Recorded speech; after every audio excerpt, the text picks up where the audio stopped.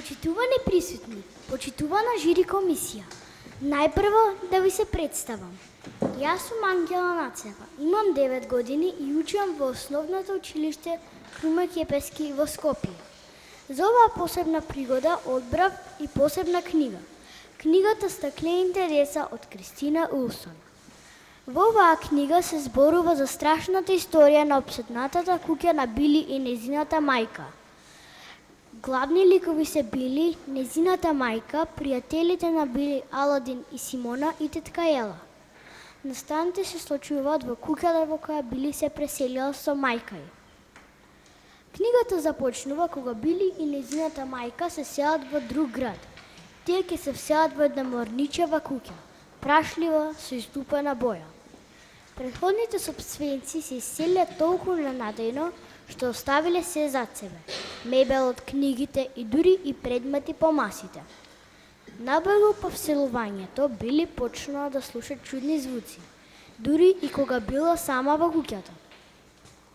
Неколку пати видела и лустерот како се ниша, иако сите прозори биле затворени и немало никаков пробив.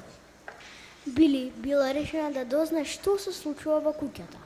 Еден ден таа ја запознала тетка Ела, која раскажала за страшните несреќи што се случувале во куќата. Куќата пред многу години била сиропиталиште во која живееле деца кои биле тешко болни. Нивните коски биле толку слаби што може да се скршат и при најмала повреда. Откако било затворено сиропиталиштето, неколку семејства се селеле во куќата, но ниту едно не останало долго во неа. Најголем впечаток ми остави кога еден ден Били се вратила од училиште и во гостинската соба на една мала масичка забележала трага од дланка.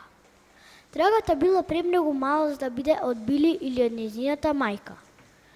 Били, знаејќи историјата на куќата, веднаш си помислила дека некој ги прогонува.